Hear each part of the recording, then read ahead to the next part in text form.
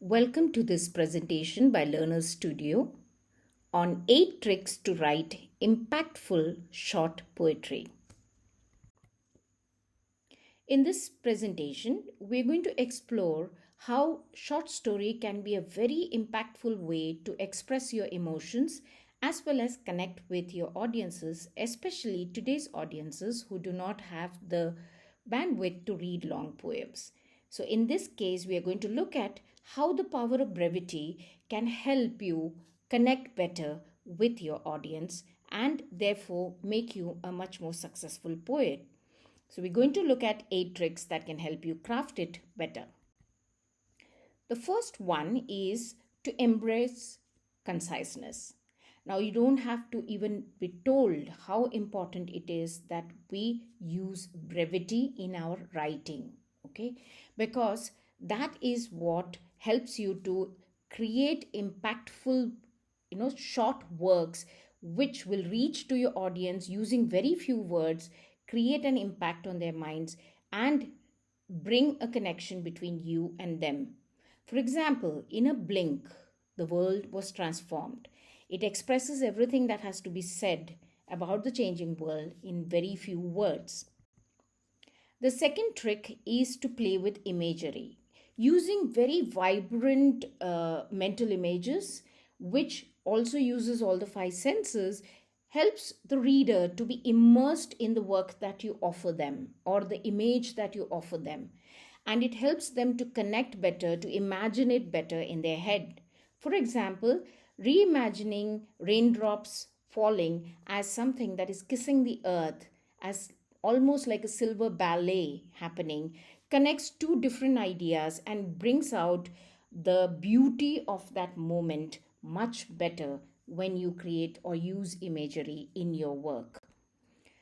The third trick that you should keep in mind is choosing powerful words. Okay, rather than using run of the mill words, using powerful words by using techniques like metaphors, similes, comparisons, and even symbolism actually will add a lot of depth and layers of meanings to the poem, so that the reader feels like coming back to the poem again and again to unearth new meanings in it. Okay, so using subtler impactful words, as well as not telling the thing as it is, but actually using a symbolism or using a metaphor or simile, makes a better impact on it. For example, in this case, love, a wildfire in the heart, consuming all.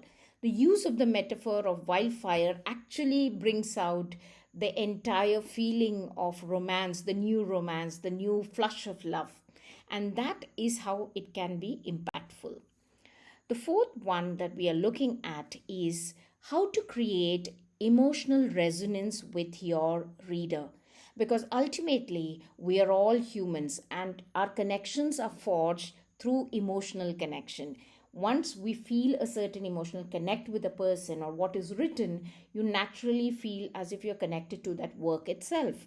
So, tapping into human experience, which is universal, and using that to connect them or the reader back to their own emotions is the best way to create emotional resonance in a poem and connect your reader to the poem itself. For example, something like lonely nights, stars whisper secrets to the moon will resonate with most of the people who must have stared at the sky in dead of the night when they have felt lonely, when they have felt abandoned, or maybe when they felt that the whole world was holding a secret which they didn't know. So this creates an emotional resonance with your reader. The fifth trick is to control the pacing and rhythm of your poem through line breaks. Now, line breaks are the main component of your poem in how your reader will read the entire poem. Where will they take a pause and where will they, look at words with care will all be decided by how do you use your punctuations and how do you use your pauses in a poem.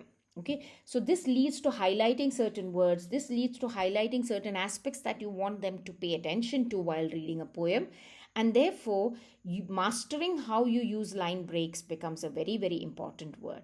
For example, in this line, she danced not for applause, but for her soul, brings out two aspects of the same thing, or the theme, which is that she danced because she loved dancing rather than for recognition from others. And the emphasis, the use of the commas, clearly brings out the two aspects of the theme that the poet wants to emphasize.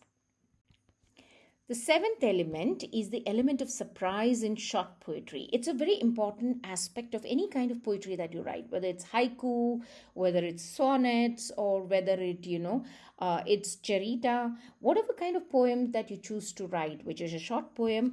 The element of surprise actually keeps your reader glued to the entire poem. I mean, it's like telling a story which has a twisted end, and everybody loves a twisted end, and that's what you bring into a short poem also. So creating a twist that shifts perspectives or expectations is a very, very good way of engaging your audience.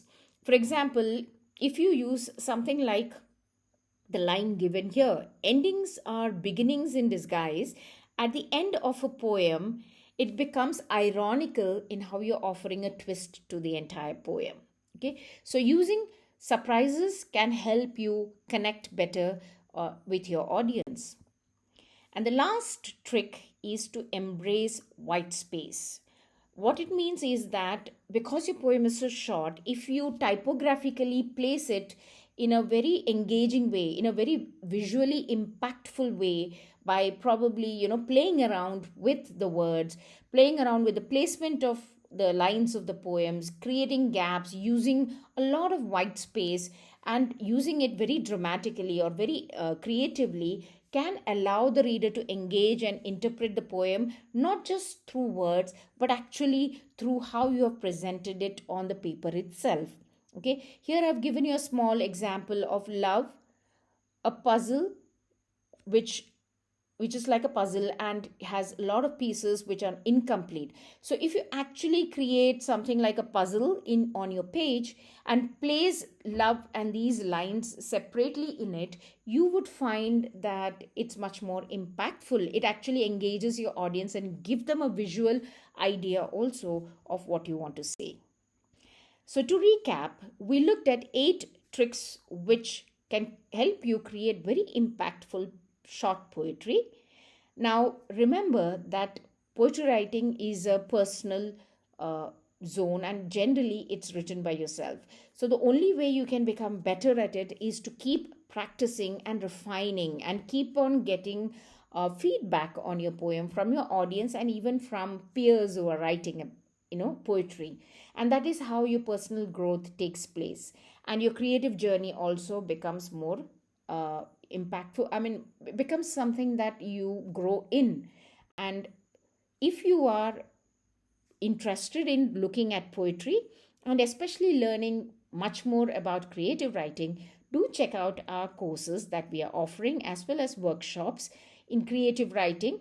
We offer things like short story writing, script writing, poetry writing, novel writing, blog writing, travel blog writing, creative writing. And the best part of all of these courses and workshops is that you can actually pick and choose and create your own formula which works for you. So if you wish to take only one module from, let's say, the workshop of a poetry writing, or and then take one module from short story writing and create a course for yourself or a small workshop for yourself, that is something that you can do at our organization. So please do check out our educational organization, and we are available on learnerstudio.com as well as on different platforms like Facebook, Instagram, and LinkedIn. Do follow us to keep yourself updated about our latest offerings as well as the information that we keep sharing with you from time to time. Thank you for listening to this presentation today.